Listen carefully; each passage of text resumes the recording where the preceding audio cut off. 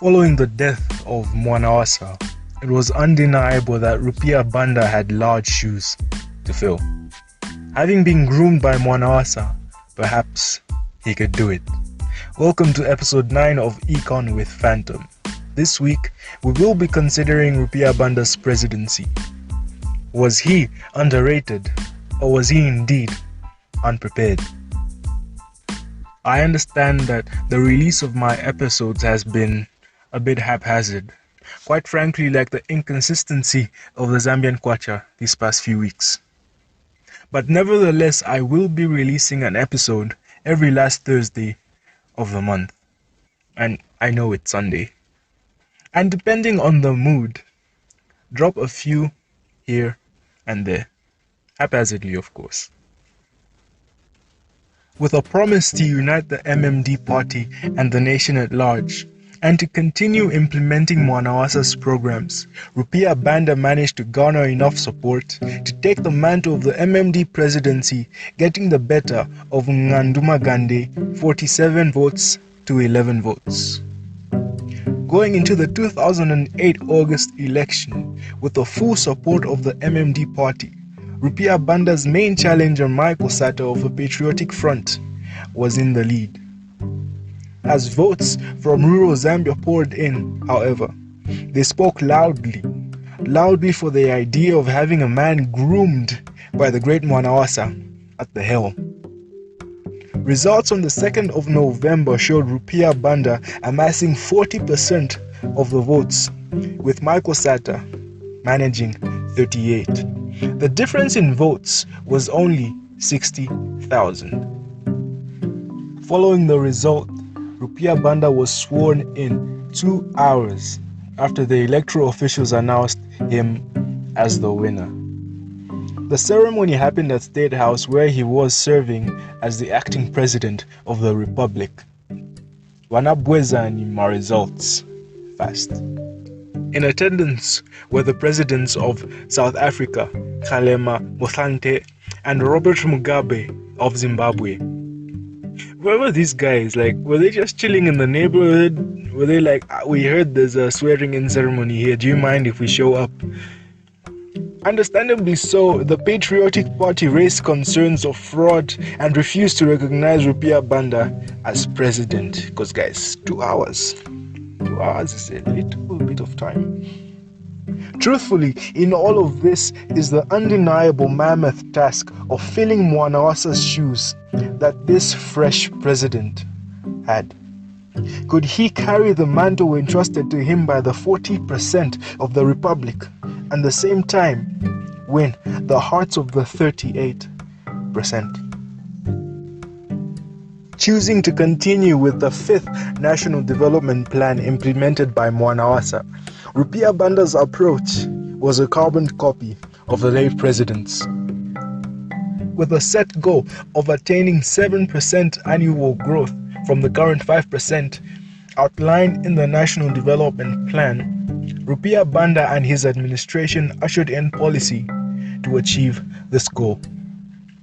At the time he assumed office, inflation was hovering at nearly 12%. This came off the back of recent events that happened in the country during that year, with Mwanawasa's death having a twofold increase on inflation in nearly 3 months.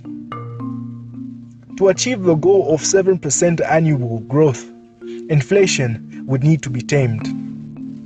Understandably, being a mentee of the prodigy, Mwanawasa's approach, passion and love for the poor and their well-being took precedent in Rupiah Banda's tactics. Using pro-poor economic policy, Rupiah Banda ensured that vital areas of the country that involved the poor were properly funded. Furthermore, ensuring a healthy domestic debt stock, borrowed money, was key to achieving the desired goal. At the time he assumed office, Zambia's domestic debt as a percentage of GDP stood at 22.5%. It's safe to say things were not horrible, but things were not majestic either. In 2009, his administration introduced the National Anti-Corruption Policy aimed at promoting transparency, accountability, integrity, and ethical conduct in public and private sectors. With a view to strengthening and enhancing the work of existing institutions like the Anti-Corruption Commission, the policy desired to foster a sense of confidence in the ability of the institutions and the government at large. Furthermore, the administration aims to improve governance and management of public affairs, properties, and holding a service code of ethics to all civil servants. I guess some government officials didn't get the code of ethics pamphlet, especially in March. President Rupiah Banda oversaw strategic diplomatic policies aimed at strengthening Zambia's international relations, particularly with the Southern African Development Community, otherwise known as SADC, with a focus on peace, security, and developmental issues.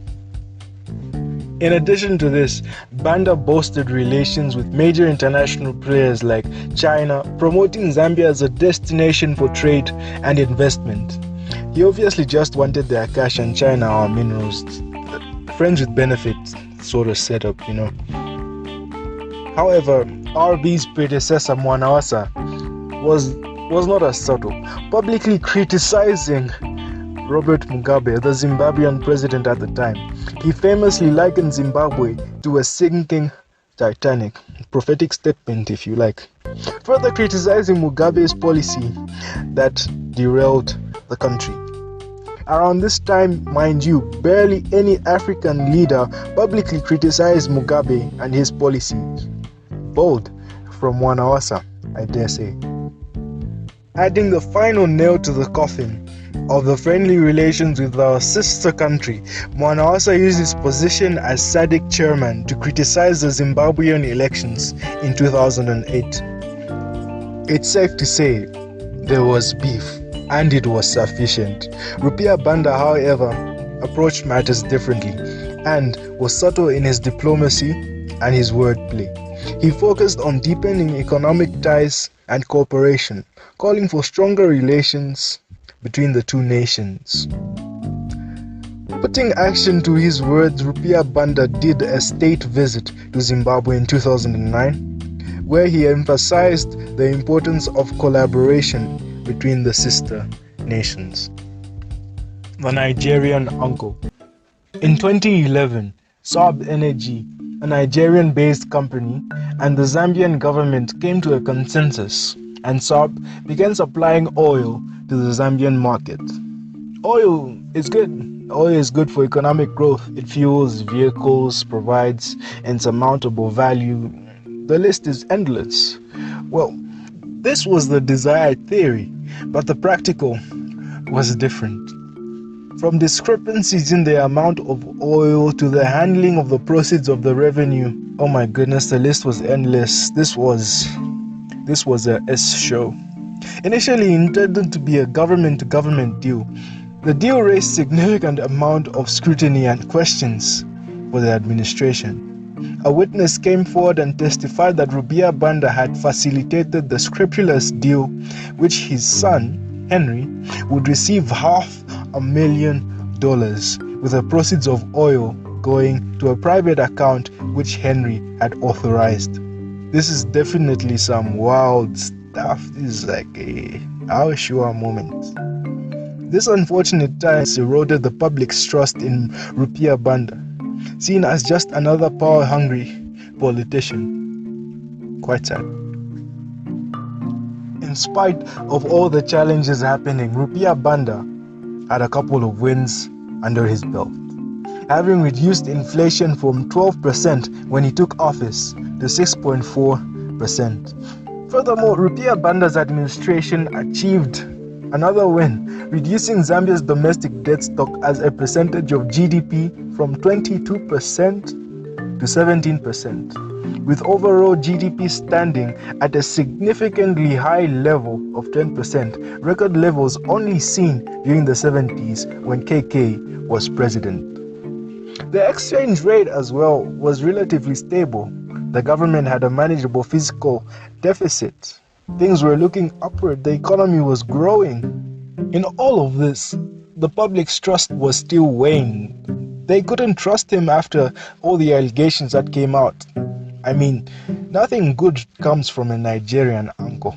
Rumors moving around, the allegations, true or untrue, tainted the image of Rupiah Banda's regime. From being seen as this provocative leader, this transparent icon, a leader that desires change, to being seen as a leader, a man after his own desires.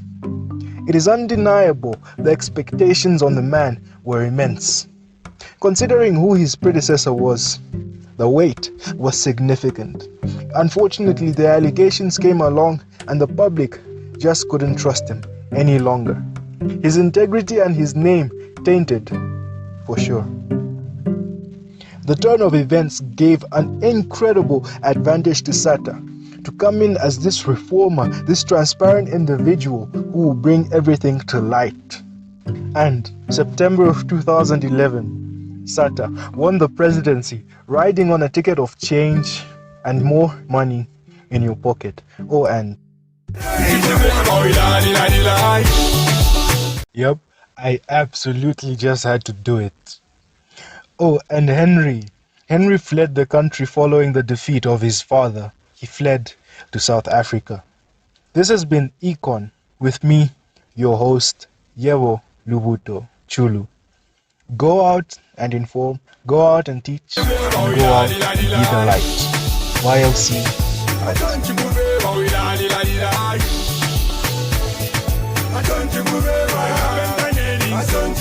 out.